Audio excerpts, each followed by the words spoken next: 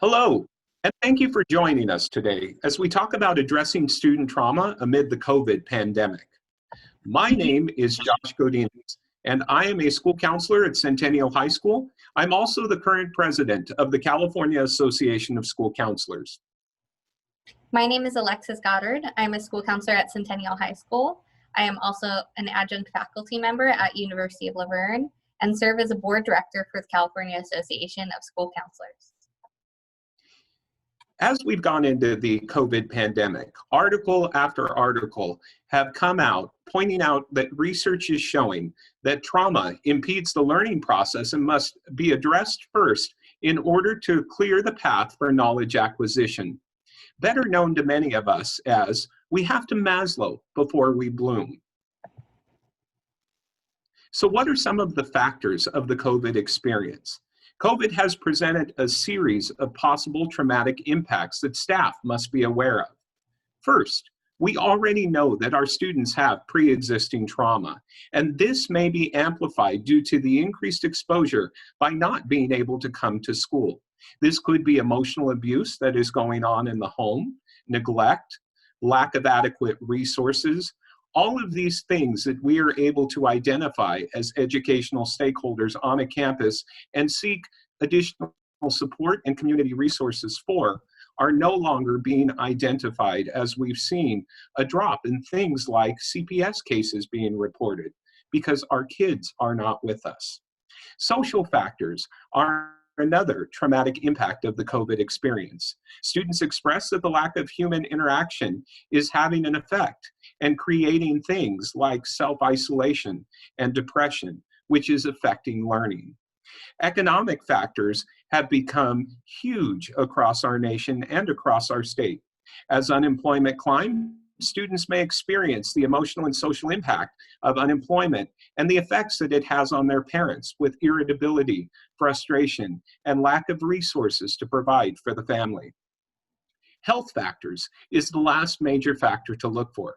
Students may experience fear of the virus and the impact that it has on loved ones who might be experiencing symptoms, and some might be experiencing grief and loss, as some family members may be passing away from testing positive with COVID.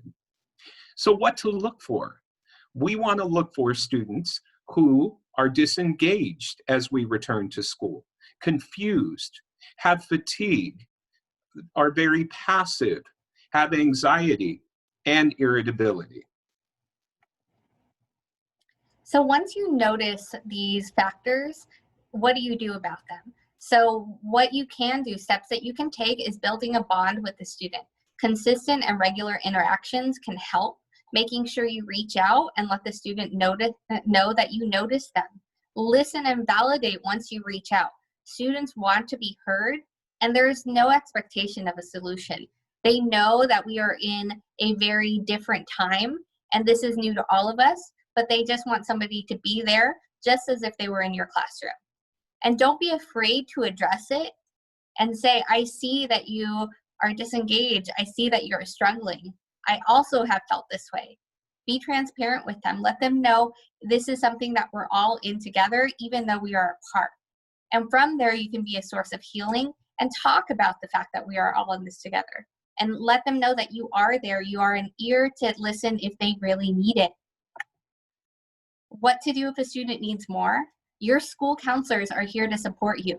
We are here to consult and collaborate with you, provide you referrals, really reach out to that student and take that to the next steps. And we can also connect them with community resources that are available for our students and families. We have the wonderful referral with Cure Solace that does offer telehealth counseling and works really closely with the family to get them the support that they need. There is also 211 Community Connect that we can have them reach out to for a variety of resources to help them through this time. The most important thing we can also do is build capacity. There are plentiful resources out there that can help you understand the trauma that they are going through right now. I'm going to show you two today so we can take you to the COVID-19 K-12 counseling website. This website is a wealth of resources available for all stakeholders. There's a section for reopening schools and what that looks like, along with some mental health resources. For this presentation, we are talking about trauma. One of the resources available here is a TED Talk with Nadine Burke-Harris, where she talks about how childhood trauma affects across a lifetime.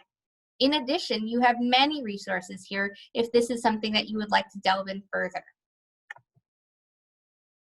The last resource we would like to share is Transforming Education. This website has a wealth of resources specifically for educators.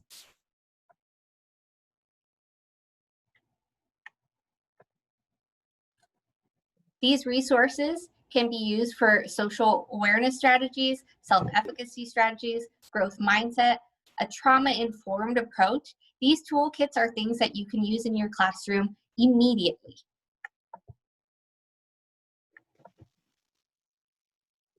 We just would like to thank you for your time today, and we hope that these resources can help you as we move forward with reopening our school and addressing the trauma our students are going through.